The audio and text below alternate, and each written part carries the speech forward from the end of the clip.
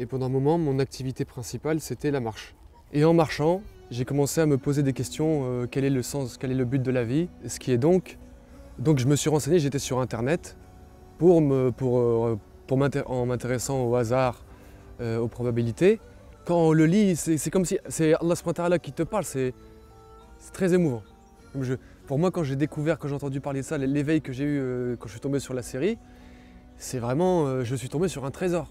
Pourquoi j'y ai pas pensé avant? C'est plus qu'un trésor, c'est quelque chose, le but de la vie. Allahumma thabbithum ala al-iman, warzuqhum a'la al-jinan, kama razaqtahum hidayat al-Qur'an. Bil-Qur'an, ihtadayt. Bil-Qur'an, ihtadayt. في رحبه تحلو الحياة شوقا إلى المولى هداي أسلمت روحي للإله نور الحنايا والطلوع لله أعلنت الرجوع آياته تغدو شموع ويفيض في قلبي نور الحنايا والضلوع لله أعلنت الرجوع آياته تغدو شموع ويفيض في قلبي سنا.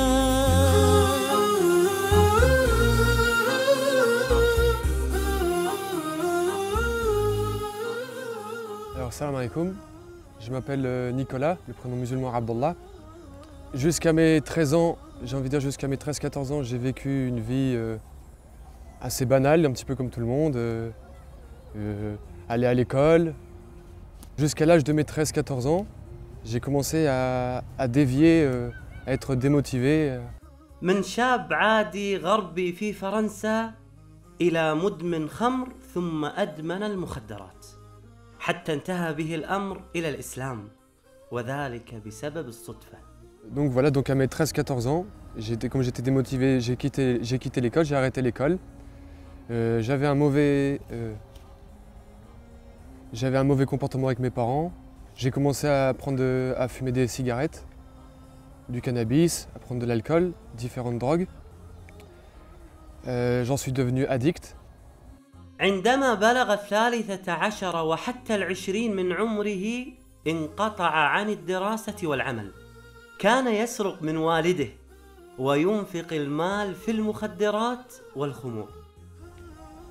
Arrivé un jour, j'ai décidé d'arrêter ces bêtises, la consommation, et je suis passé par des grosses angoisses, sans avoir entendu parler de l'islam. Hein. Et un jour, j'ai décidé d'arrêter ces bêtises-là. ما هي النقطة وما هي البداية الحقيقية وأنت تعيش الحياة الكئيبة التي جعلتك تنتقل من هذه الحياة إلى حياة أخرى؟ الشرارة أين كانت؟ Donc, moi, je suis passé par oui, comme vous dites, une période noire. Donc, j'ai décidé dans laquelle je faisais des bêtises. Donc, un jour, j'ai décidé de les arrêter. Je suis passé par des angoisses. J'ai eu des problèmes de nutrition, des problèmes de sommeil. Et pendant un moment, mon activité principale, c'était la marche. Et en marchant, j'ai commencé à me poser des questions, quel est le sens, quel est le but de la vie. Donc je me promenais, je marchais. Et durant cette marche, j'ai remarqué qu'en regardant des plaques d'immatriculation, mais pas sur la même voiture du moins, ça revenait sur des voitures différentes. J'ai trouvé ça bizarre, j'ai trouvé ça étonnant. Comment ça se fait, est-ce qu'il y a quelque chose derrière ça? Donc je me suis intéressé aux probabilités et au hasard. Ce qui est donc je me suis renseigné, j'étais sur internet en m'intéressant au hasard, aux probabilités. وعندما بحث في الإنترنت عن الصدفة والاحتمالات ظهرت له مجموعة من الحلقات العلمية التي تتكلم عن القرآن وأنه يقول أن هذا الكون لم يخلق صدفة. Il disait qu'on n'était pas là par hasard, que le but de notre vie c'était d'adorer Allah subhanahu wa ta'ala, que les signes, tous les signes qu'on voit autour de nous, que ce soit le soleil, la lune, les étoiles, dans nous-mêmes, il y a des signes pour des gens doués d'intelligence. بالقرآن اهتديت في رحبه تحلو الحياة شوقا إلى المولى أتيت أسلمت روحي للإله نور الحنايا والطلوع لله أعلنت الرجوع آياته تغدو شموع ويفيض في قلبي نور الحنايا. بلال رضي الله عنه وأرضاه دخل على النبي عليه الصلاة والسلام في بيته يستأذنه للأذان لصلاة الفجر، فوجد النبي صلى الله عليه وسلم يبكي ويزداد في البكاء حتى بل حجرة ثم بل الأرض، فقال يا رسول الله يعني تبكي هذا البكاء وقد غفر لك ما تقدم من ذنبك وما تأخر؟ قال يا بلال أفلا أكون عبدا شكورا؟ إني والله اليوم نزلت علي آيات ويل لمن قرأها. يعني أحبابنا اللي يسمعون هذه القصة هي على الإطلاق أنا وأنتم ونحن وهؤلاء كل مسلم يقرأ هذه الآية النبي عليه الصلاة والسلام يقول ويل لمن قرأها ولم يتدبرها ولم يتفكر بها. يقول الله سبحانه وتعالى إن في خلق السماوات والأرض واختلاف الليل والنهار لآيات لأولي الألباب الذين يذكرون الله قياما وقعودا وعلى جنوبهم ويتفكرون في خلق السماوات والأرض ربنا ما خلقت هذا باطلا سبحانك فقنا عذاب النار. هذه الآية التي قال عنها النبي صلى الله عليه وآله وسلم ويل لمن قرأها ولم يتدبرها. هذه الآية عندما نظر إليها وقرأها عبد الله نيكولا مترجمة باللغة الفرنسية خشع قلبه فتأثر فأصبح ينظر إلى الكون بشكل مختلف. الأشجار مختلفة والأنهار مختلفة والسماء مختلفة والشمس مختلفة. أصبح ينظر إليها بأنها آيات عظيمة تدل على خالق عظيم غفل عنه الكثير. Et j'ai fait, subhanallah, pourquoi j'y ai pas pensé avant, c'est évident, c'était une évidence. L'existence d'un créateur, que nous sommes dans la création, qu'Allah a tout créé, qu'il a le pouvoir sur toute chose. Ça a été vraiment le premier déclic, quoi, le truc qui m'a fait l'éveil. À la suite de ça, donc ça s'est fait petit à petit, j'ai commencé à me renseigner, à lire, à apprendre un Coran, à lire la traduction du sens des versets. Et ça m'a touché, vraiment, ça m'a touché au cœur.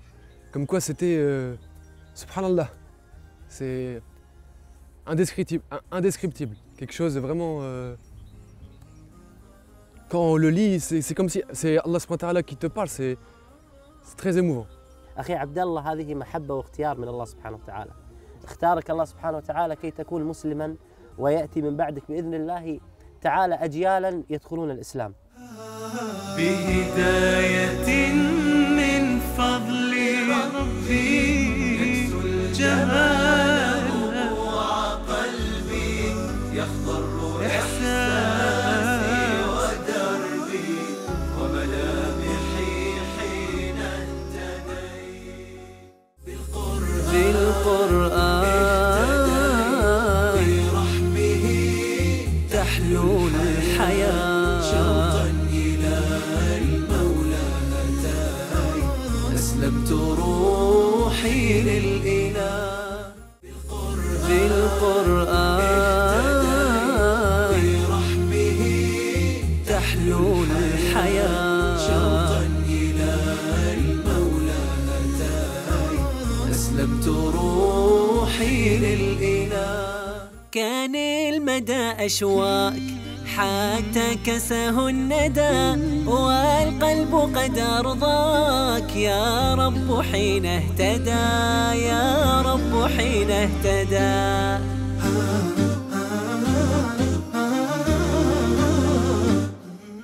globalement, c'est les signes qui m'ont amené au Coran.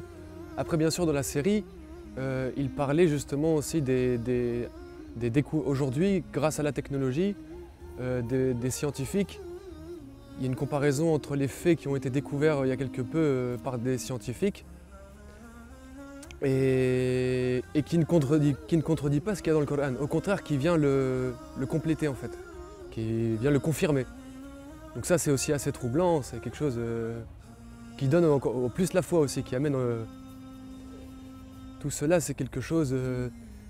comme je dis, moi je ne suis pas assez d'éloquence pour mettre des mots là-dessus, mais pour mon cœur, c'est une lumière. C'est vraiment, d'ailleurs ils le mettent dedans, c'est une lumière qui est descendue.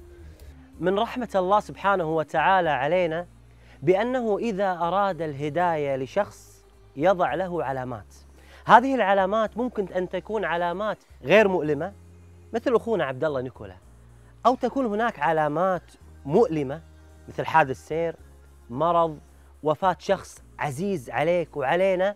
هذه العلامات تكون مؤلمة كي ترجع إلى الله سبحانه وتعالى، فلا ننتظر هذه العلامات المؤلمة كي نرجع إلى الله سبحانه وتعالى، بل ننظر إلى الكون الذي يدلل على وحدانية الله سبحانه وتعالى. J'étais heureux, j'étais content, très, très content.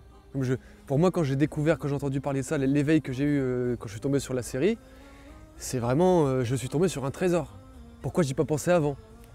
C'est plus qu'un trésor, c'est quelque chose, le but de la vie. Donc, après, la conversion, c'est des gestes. Ce qui se passe, c'est dans le cœur. Après les actes d'adoration, la mosquée et tout, ça c'est des actes de foi pour dire voilà, tu as la foi, tu veux prouver à Allah subhanahu wa ta'ala que tu as la foi. وبعد أن وقع في قلبه حب الإسلام قرر أن ينطق بالشهادة لوحده لأنه خجول ولا يحب الوقوف في المسجد أمام الجميع. J'étais à la mosquée. Au début, ça n'a pas été facile. Au contraire, j'ai eu justement comme on dit aujourd'hui, des waswas, comme on dit des waswas. Comme quoi, tu n'es pas un arabe, pourquoi tu vas à la mosquée, c'est pas ta religion, tous des trucs comme ça. Et les gens, qu'est-ce qu'ils vont dire de toi? Moi, j'ai commencé à apprendre la prière en français à la maison, chez moi. J'allais pas tout de suite à la mosquée, je priais même en traduction approximative en français. Et je faisais tout seul. Je n'avais pas beaucoup de connaissances sur la religion. Donc la connaissance est venue petit à petit. D'ailleurs, le premier ramadan que j'ai jeûné, je ne savais pas que c'était avant la prière de l'aube. Je faisais pas encore la prière que je jeûnais, par exemple. Mais moi, c'est passé des personnes, des mauvaises fréquentations, j'ai envie de dire, avec qui je faisais des bêtises avant, à la période d'isolement. Après cette période d'isolement, je me suis tourné vers la mosquée. Là, j'ai vu les frères, j'ai eu les amis à la mosquée. العزلة سبحان الله، الله سبحانه وتعالى في الآية يقول إنما يعني وهذه فائدة لنا كلنا. الله سبحانه وتعالى يقول قل إنما أعظكم بواحدة أن تقوموا لله مثنى وفرادى ثم تتفكروا. يقول المفسرون لهذه الآية أن أحيانا إذا الإنسان اعتزل الناس وجلس لوحده يتفكر يصل إلى الحقيقة من الله سبحانه وتعالى، وهذا ما فعله أخي عبد الله. أخي عبد الله، كيف كانت ردة الوالد والوالدة؟ En fait, moi, mes parents, ils ont bien pris ma conversion à l'islam, étant donné qu'ils m'ont connu avant l'islam et après. عاش والداه حياة صعبة حين أدمن على المخدرات والمسكرات، فبعد إسلامه تحول إلى رجل آخر. J'ai envie de dire, on peut faire la comparaison du noir et du blanc. C'est-à-dire, ils m'ont connu avant à faire des bêtises, ils voyaient dans mon comportement. Après l'islam, ils ont fait « Oh, c'est quelque chose, hein, c'est étonnant. Hein. » Et ça leur a fait du bien d'ailleurs. Encore aujourd'hui, mon père avec moi, va pour acheter de la viande halal pour la famille, pour qu'on mange ensemble. Masha'Allah. Alhamdulillah. Alhamdulillah. En fait, avec mon père, par exemple, mon père, lui, du fait que je sois musulman, ça a renforcé sa pratique religieuse, mais lui, comme il est chrétien.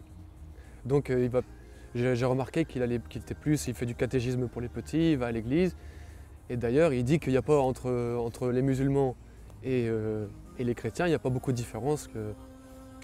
Et quelquefois, je lis avec lui des traductions du sens des versets sur Internet pour lui montrer, justement pour qu'il suive le droit chemin, l'islam, et lui montrer les dérives des chrétiens actuels par rapport au polythéisme qu'ils font.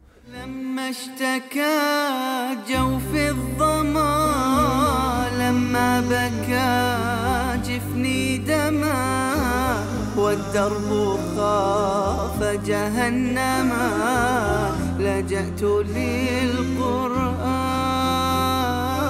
يا روضة بها يا منهجا لأولي النهى، يا غيمة نرنو لها وسماؤها القرآن.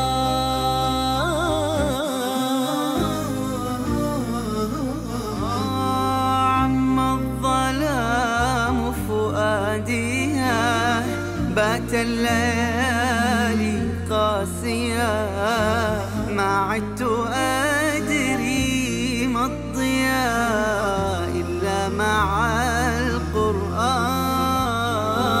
معنت في آياته فأنست في صفحاته، ورشفت من نفحاته ما أعذب القرآن. وجدت في عين عبد الله الصدق والحرص على حفظ كتاب الله سبحانه وتعالى. فعلا كنت سعيد جدا بلقاء عبد الله وسماع قراءته لكتاب الله عز وجل. أعوذ بالله من الشيطان الرجيم. بسم الله الرحمن الرحيم. عما يتساءلون عن النبأ العظيم الذي هم فيه مختلفون، كلا سيعلمون ثم كلا سيعلمون، ألم نجعل للأرض مهادا والجبال أوتادا وخلقناكم أزواجا وجعلنا نومكم سباتا وجعلنا الليل لباسا وجعلنا النهار معاشا. القرآن نور حياته، فلذلك هو حريص على تعلمه باللغة العربية ودراسة معانيه بالفرنسية. بعد الإسلام كيف أصبحت حياتك مع كتاب الله سبحانه وتعالى؟ هل تقرأ القرآن بشكل يومي؟ هل تعيش مع القرآن؟ أخبرنا. J'essaye de lire le Coran chaque jour parce que c'est ma nourriture pour mon cœur, que ça soit dans les bons moments ou les mauvais. C'est ça qui me fait vivre. Non, je sais lire certaines parties du Coran en arabe que j'ai apprises, mais sinon le Coran en entier, j'aime bien pour méditer plus facilement, lire la traduction, écouter la récitation en arabe et lire la traduction du sens des versets pour que moi je comprenne mieux. Et en même temps le tafsir, l'explication du Coran, je lis en français pour mieux comprendre le Coran. الحمد لله. اليوم أنت تجد صعوبة في الكلام معنا، فقلت دعاء موسى عليه السلام. ماذا يقول دعاء موسى عليه السلام؟ ربي اشرح لي صدري ويسر لي أمري واحلل عقدة من لساني يفقهوا قولي. أسأل الله سبحانه وتعالى أن يثبتك على الإسلام. آمين. وأن يدخل والديك الإسلام. آمين. وأن يدخل إخوانك الإسلام. آمين. ويحقق أمنيتك ولا تخرج من هذه الدنيا إلا كل أهلك وأصحابك بإذن الله دخلوا في دين الله عز وجل. آمين. إن الدين عند الله الإسلام. بارك الله فيك شيخ. بارك الله. بارك الله فيك شيخ. أسير بدرب قرآني فيشرق صبح برحاني، أرتله وأحفظه وأقرأه بمعاني. أسير بدرب قرآني. ربيعي أنس أيامي، صديقي بوح أحلامي، شفاء الهم والشقوى يداوي جرحي الدامي. ربيعي أنس أيامي، صديقي بوح أحلامي، شفاء الهم والشقوى يداوي جرحي الدامي. ولما تهت ثم أتيت لدرب كلام رب البيت، وجدت النور والسلوى مع القرآن اهتديت، مع القرآن اهتديت. فيشرق صبح برحاني، أرتله وأحفظه وأقرأه بمعاني. أسير